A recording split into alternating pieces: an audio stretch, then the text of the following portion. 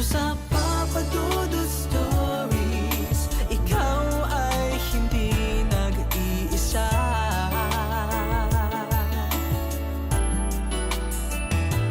Dito sa Papa Dudut Stories, may nagmamahal sa'yo.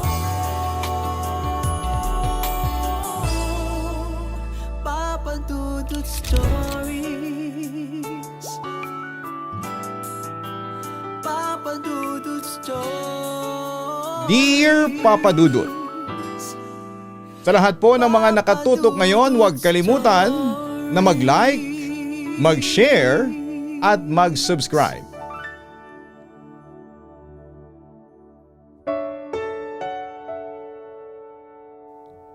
Isang magandang araw po sa inyong lahat, Papa Dudut, at sa mga libo-libo mong taga-subaybay na adik sa pag-ibig.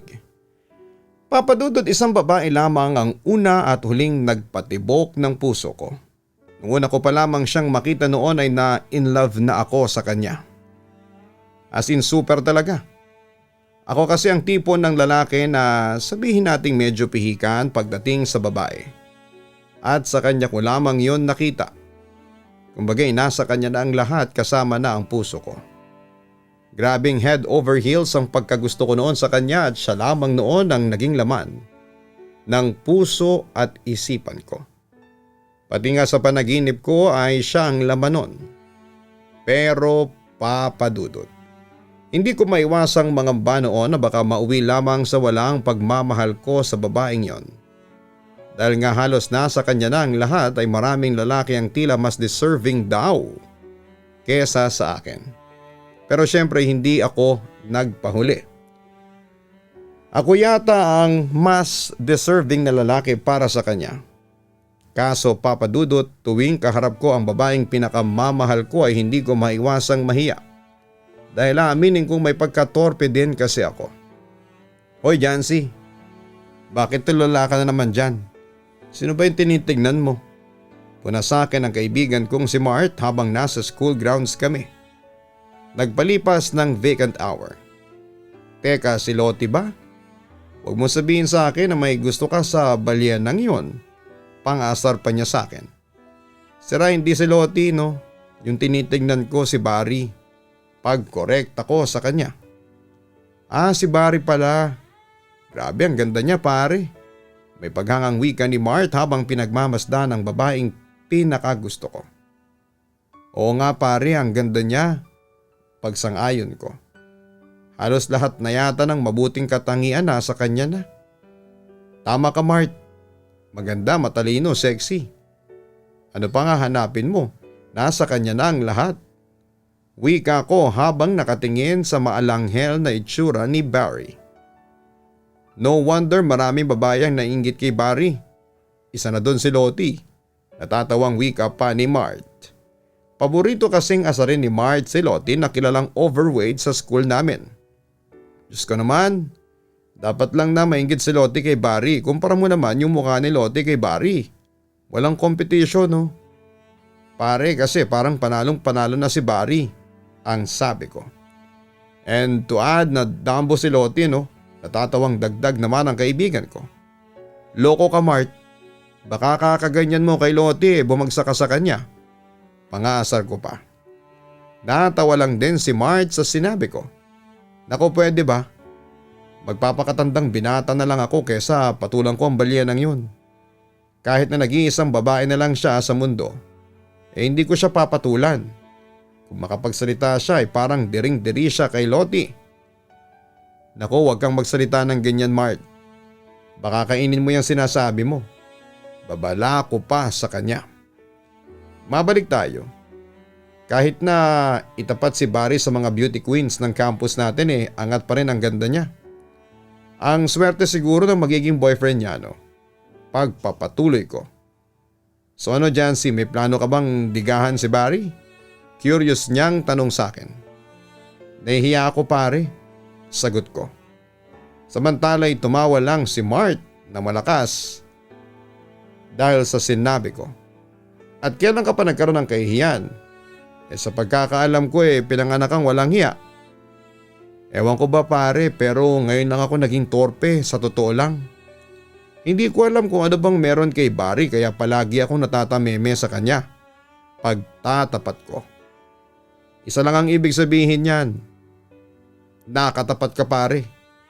Pero kung ako sa'yo, ligawan mo na si Barry para makita natin kung effective ba ang charms mo sa kanya. Payo pa niya sa akin. Di bali maghahanap ako ng lakas ng loob para ligawan si Barry. Pero sa palagay mo papatulan niya ako? Mart, baka lang kasi mabasid lang ako sa kanya. Pangamba ko. Ngunit agad na pinalakas ni Mart ang loob ko. Bakit naman hindi? Gwapo ka naman. Matalino. Lahat na rin yata nasa iyo na. Kaya mapapasagot mo rin niyang si Barry, no? Magtiwala ka lang sa sarili mo, sabi pa niya sa akin. Sana bigyan ako ng Diyos ng lakas ng loob. At pagkatapos nun ay napahinga ako ng malalim. Huwag kang mag-alala pare, susuportahan kita. Jancy, hanggang ligaw tingin lang ba sa kanya? Puntahan mo na siya, suhestyon niya sa akin. Samantala ay tiyempo namang napatingin si Barry sa amin ni Mart. Pagkatapos ay nagpa siya itong lumapit sa amin.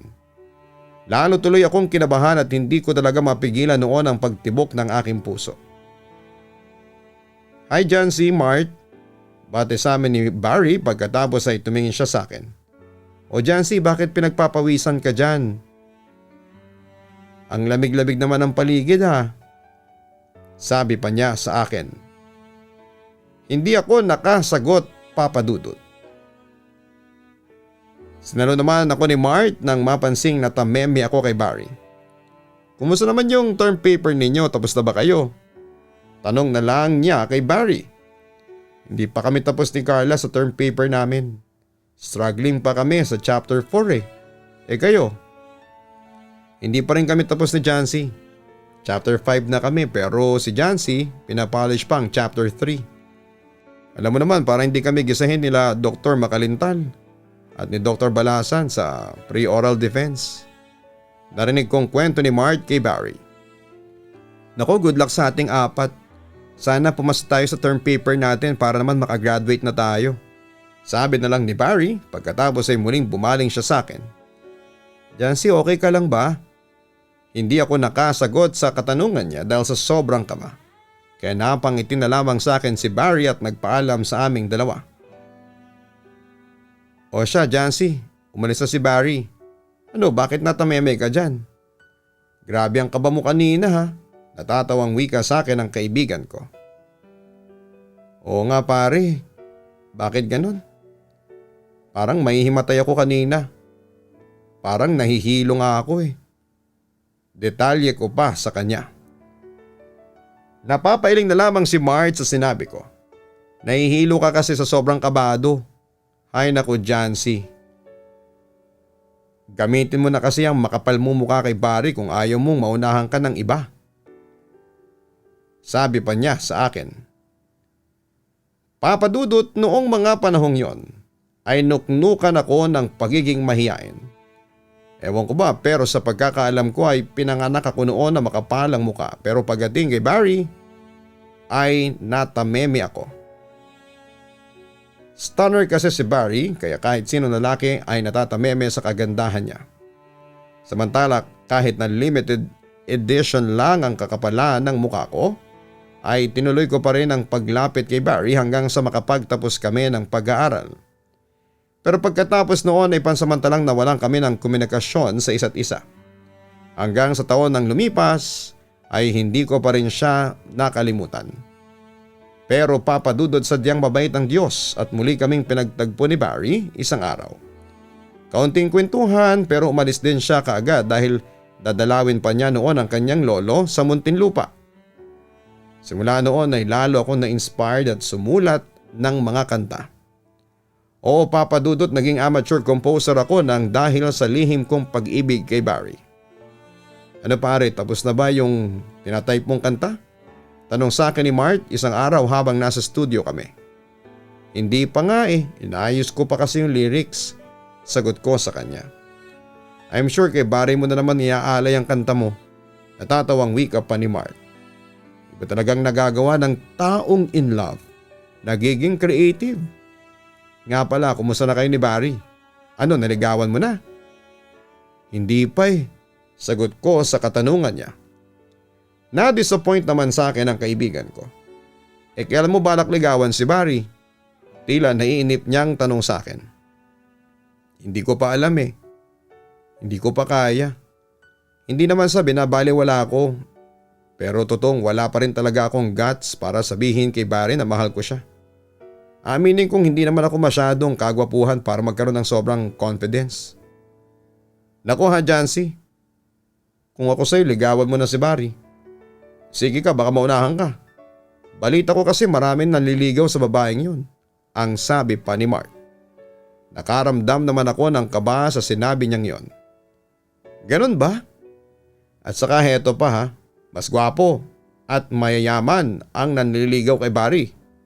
Kaya ikaw Jancy, maalerto ka, gumawa ka ng first move mo. I-secure mo na ang pwesto mo sa puso niya hanggat hindi pa huli ang lahat. Paalala pa sa akin ng aking kaibigan. Sige, ako nang gagawa ng first move. Hahanap lang ako ng tiyempo.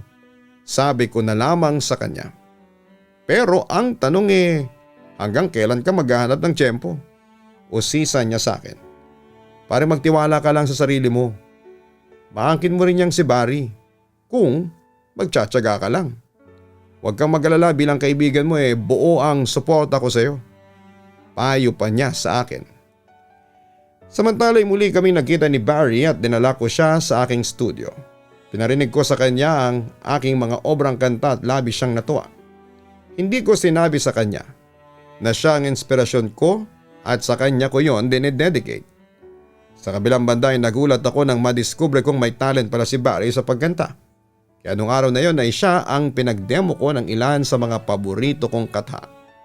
Nagustuhan naman niya ang experience na yon at hangang-hanga siya sa aking mga obra. At doon na nga nagsimula ang spark sa amin ni Barry.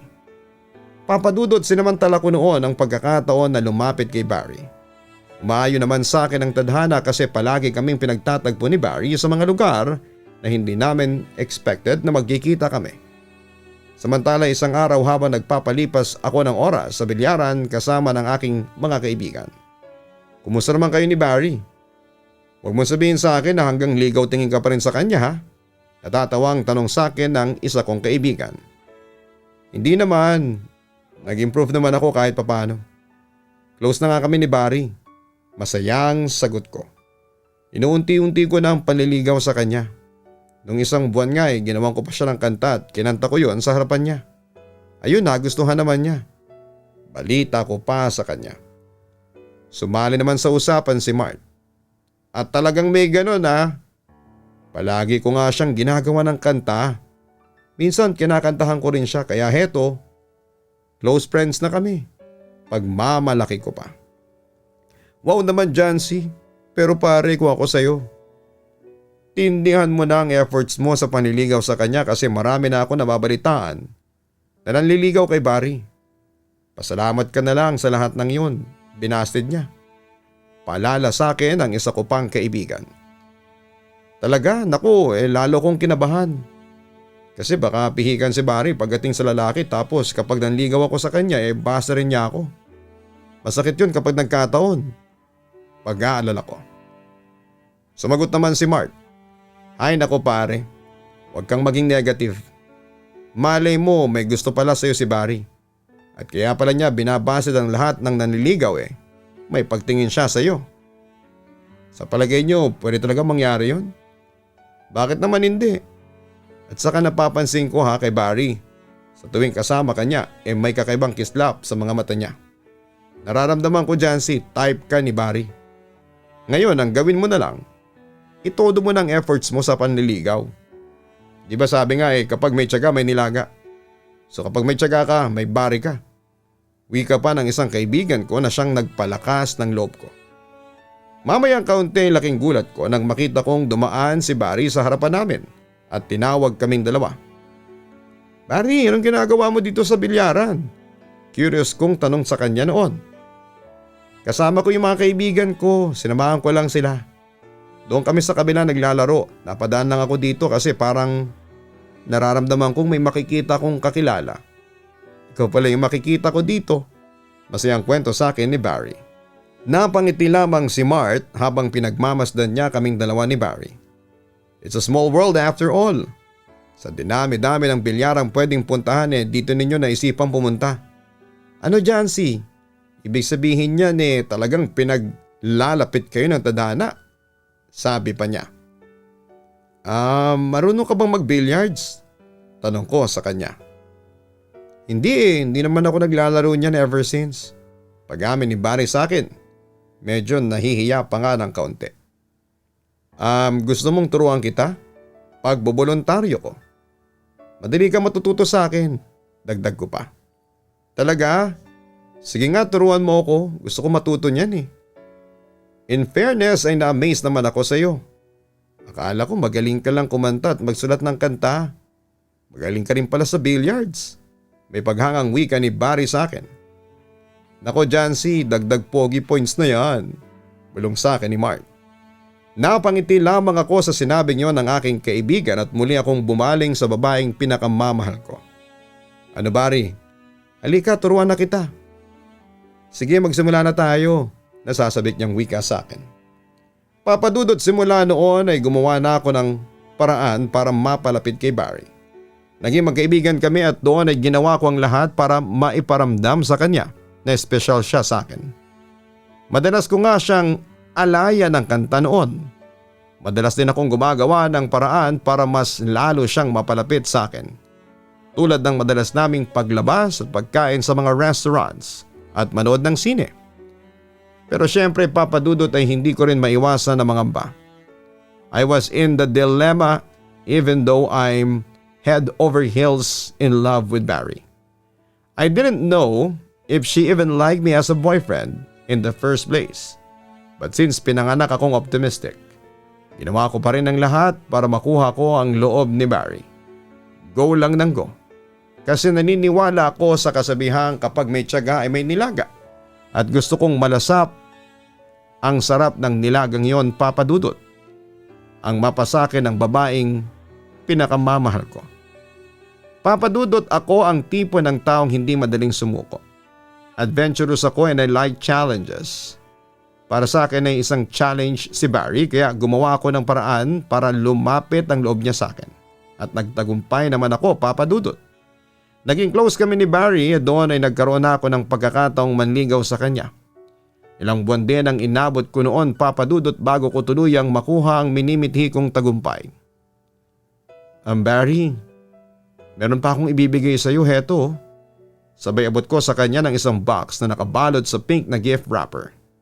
Bali birthday niya kasi 2 days ago at nabigyan ko na rin naman siya ng regalo prior to that.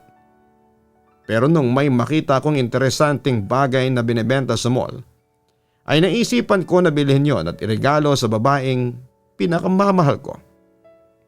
Samantala ay binuksan naman ni Barry ang regalo ko at namangha siya sa kanyang nakita sa loob.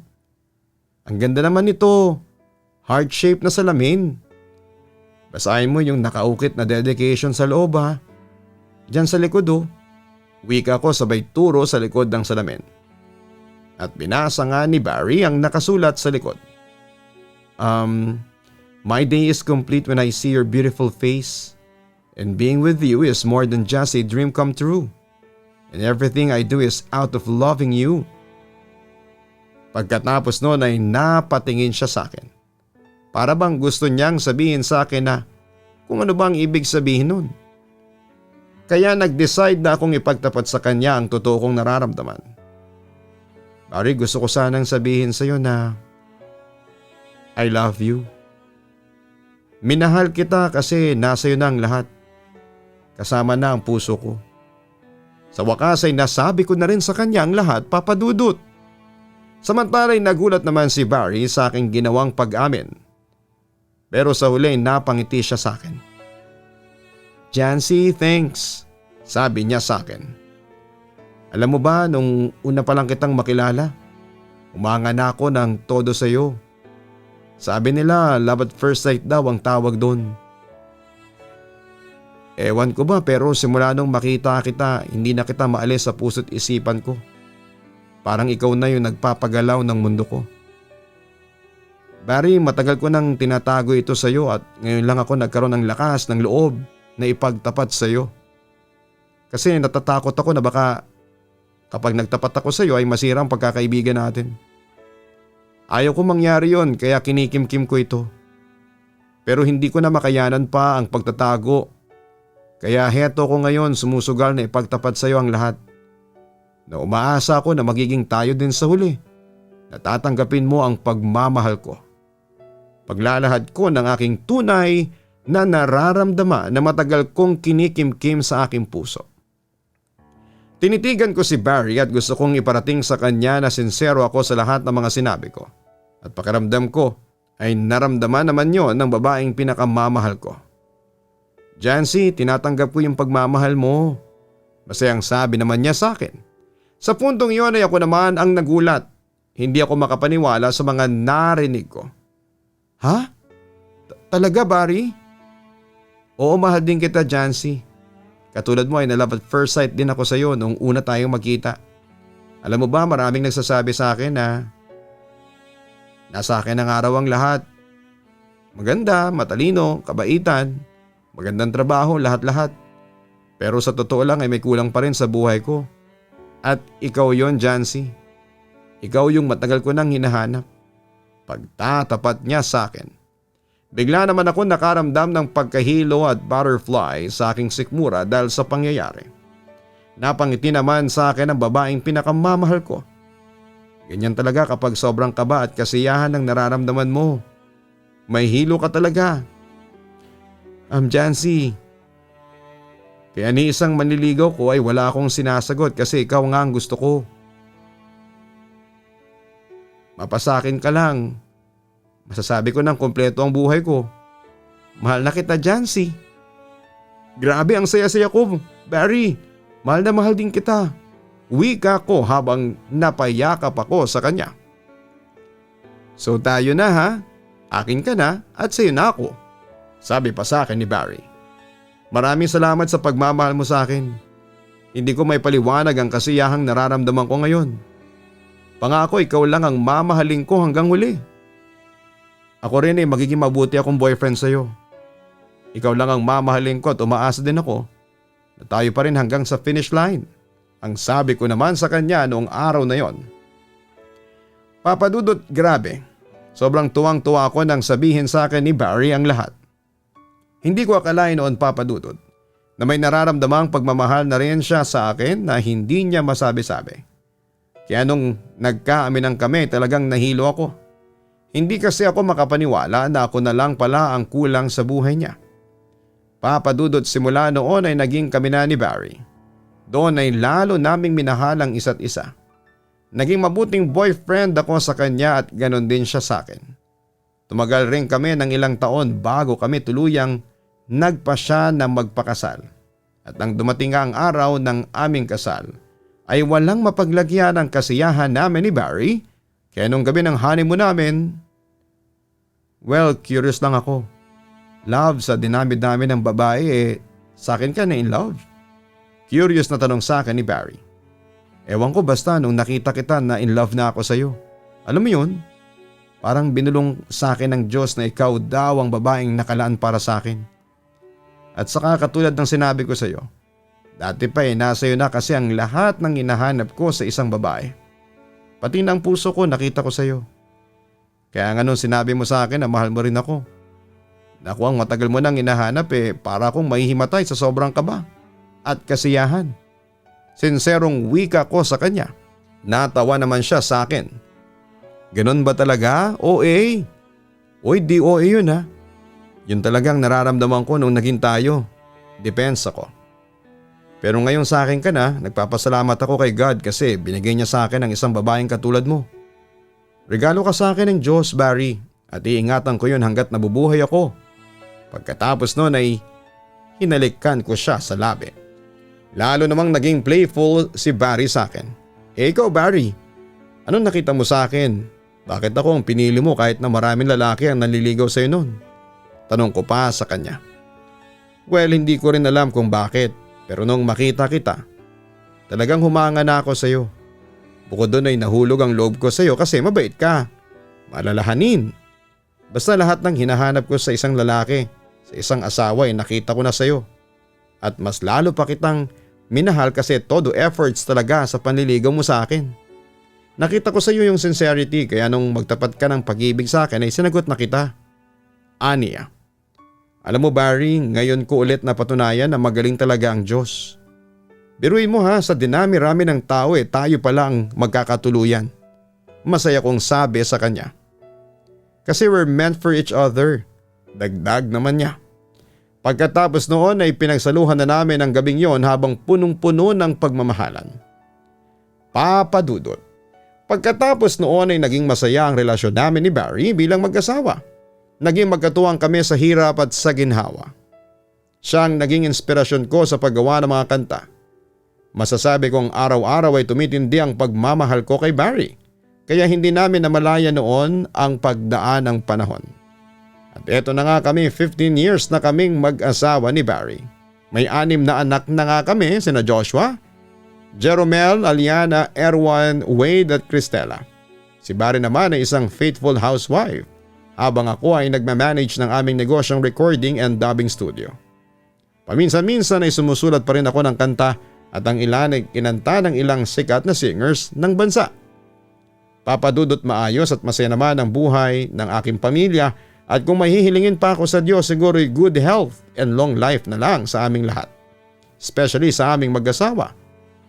Papadudot, maraming salamat sa programa ninyo. Dahil palagi itong nagbibigay ng inspirasyon sa aming lahat na nakikinig. Nagpapasalamat din ako sa aking buting asawa na si Barry sa pagmamahal at suportang ibinibigay niya sa akin. At syempre nagpapasalamat din ako sa Diyos. Dahil kung hindi dahil sa Kanya ay hindi ko mararating ang tagumpay. Papadudot, hanggang dito na lamang po ang sulat ko. More power po sa inyong lahat. Lubos na nagpapasalamat, Jancy. Ang tunay na pag-ibig ay yung hindi mo alam kung paano mo siya nagustuhan, pero minahal mo siya sa hindi maipaliwanag na dahilan.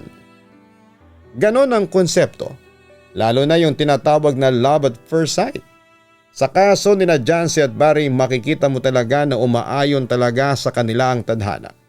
Pinagtatagpo sila sa least expected places, least expected time, at makikita mo na may spark sa kanila kahit pa sa unang beses nilang pagkikita.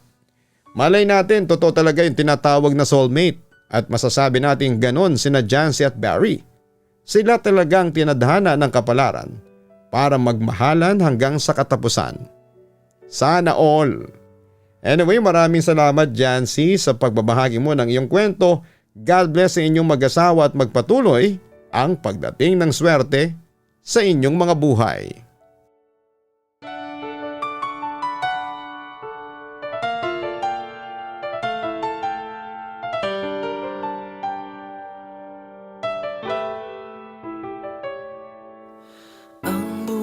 Ay mahiwaga,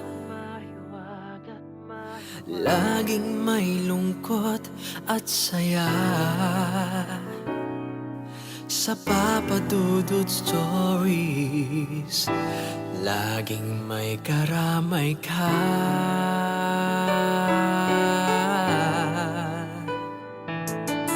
Mga problemang kay bigat, dito ay pakikinggan ka.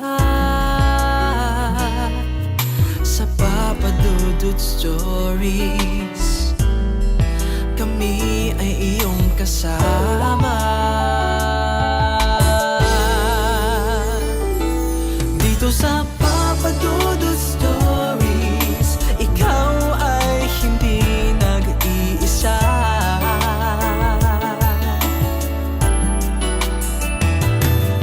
Sa Papa Dudut Stories, may nagmamahal sa'yo.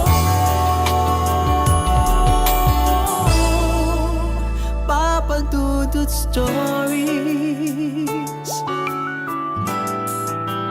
Papa Dudut Stories,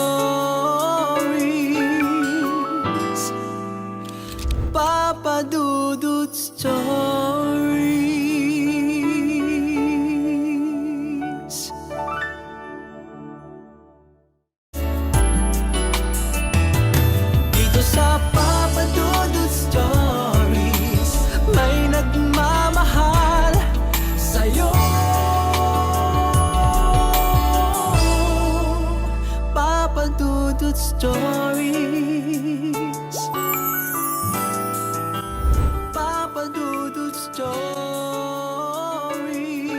Hello mga ka-online, si Papa Dudut po ito. Nag-enjoy ka ba sa ating kwento ngayong araw? Huwag kalimutan na i-share, mag-like at mag-subscribe. Maraming salamat po.